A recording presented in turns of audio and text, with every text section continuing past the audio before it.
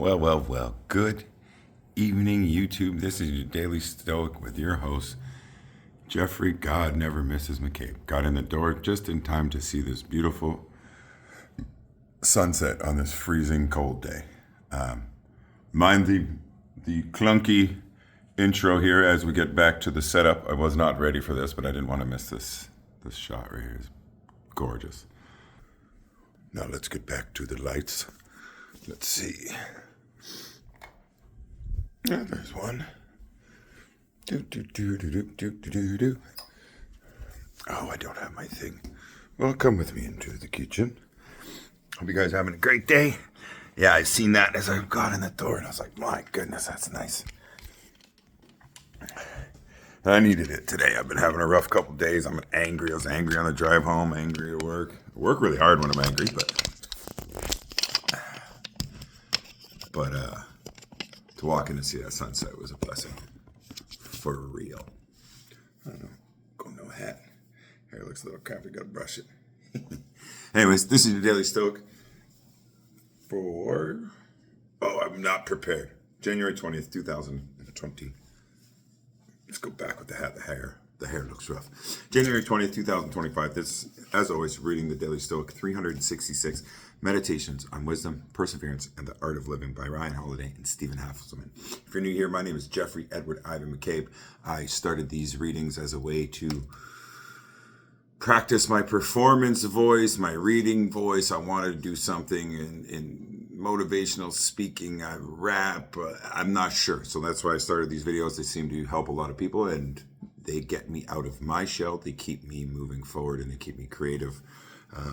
So I did a bunch of these on Facebook Live last year. This year, I've challenged myself to do all 366 meditations here on YouTube. Thank you for following my journey.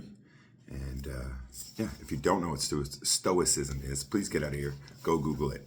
Ancient philosophy. Let's just give you like the little jacket of the book here. Why have history's greatest minds, from George Washington to Frederick the Great to Ralph Waldo Emerson, along with today's top performers from Super Bowl winning football coaches to CEOs and celebrities, embrace the wisdom of the ancient Stoics? Because they realize that the most valuable wisdom is timeless, and that philosophy is for living a better life, not a classroom exercise.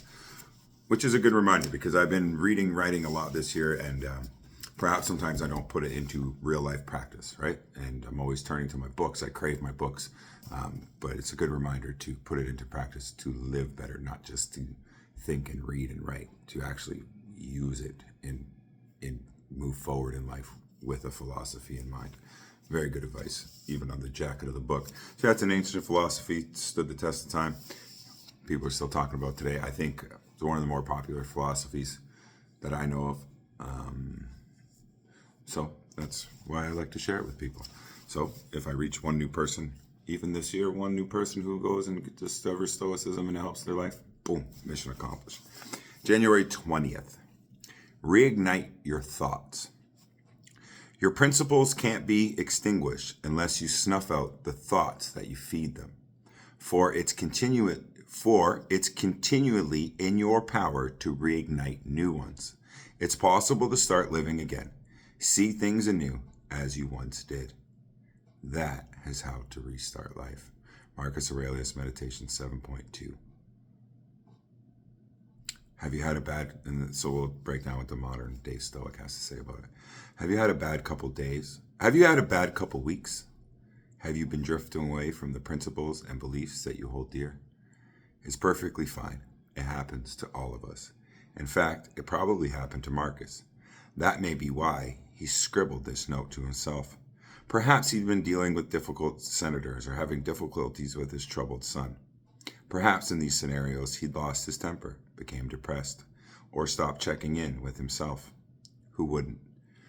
But the reminder here is that no matter what happens, no matter how disappointing our behavior has been in the past, or how disappointing our behavior has been in the past, the principles themselves remain unchanged.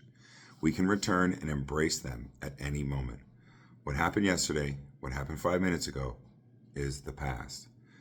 We can reignite and restart whenever we like.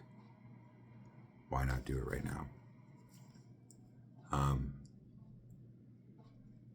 I'm not going to get into all the details, but I've had this ongoing issue. Or maybe I will do some of the details. Me and my ex broke up 4 years ago. I love her. She's got a lot of good qualities, but she's very emotionally and mentally abusive. And that's just what it is. But I let her do that, right? The relationship, she held the power. I knew that this is my third family, let's say, and I just wanted it. And I loved her a lot. And we had 2 amazing babies together, and I really, really wanted it to work. And I took a lot of shit that I normally never would have, or maybe I shouldn't have, or in hindsight was the wrong move. However, here I am. And since we split, it's been the same scenario, just different dynamic. And I just can't get over it. And that's on me. I'm not blaming her. She is who she is. She does, she's raising her kids. There's a lot of good there, and there's some bad, just like anybody, right? But I allow her to control, manipulate, and hold my life in her hands. I can't seem to break away from that. And for the last 4 years since we split, it's been a revolving cycle of me kissing her butt, doing whatever she says, not living my life the way I want it. And then when she gets upset, the little system that we have in place for where our family is completely shattered, and I'm left mad, broken, and lost. But it's on me, man. It really is on me, because how many times are you gonna let it happen? How many times are you gonna feel stuck? How many times, So today's Stoic almost made me cry a little bit, and I got to get back to that. Reignite your thoughts. We can reignite and restart whenever we like. Why not do it right now? And that was kind of my thought today. I was like, never, I'm not doing this shit no more. I got to break out of the mental prison. Whatever life is going to throw at me, I got to go through it. It's going to suck. There's a lot of shitty things that coming up. And the truth of the matter is, I've never been a good grown-up. That's the other part of it. I'm very codependent in that sense.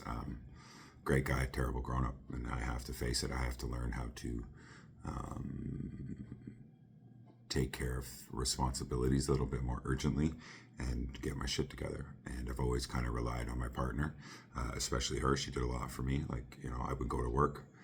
Very helpful guy, do dishes, change diapers. I was that kind of guy, but she took care of a lot of the business end of our life, and that's on me. All of that's on me, and I have to claim responsibility for that. So as I stutter to get going in life, all of those things are on me. This is on me. The fact that I haven't moved on in a better way, the fact that I haven't cut the emotional ties off. The relationship's been done for 4.5 years. I should be long forward, but I keep going back to try to, and it's not even a romantic thing. So I have to restart. I have to start right now, today, right here, live on YouTube or live on my phone, whatever the fuck you want to call it. That is your Daily Stoic for January 20th, 2025. If you could please like, share, comment, tell all your friends to come check it out. We're going to be here all year, 366. Meditation, wisdom, perseverance. So that's what we're doing. I love you guys. Have a great evening.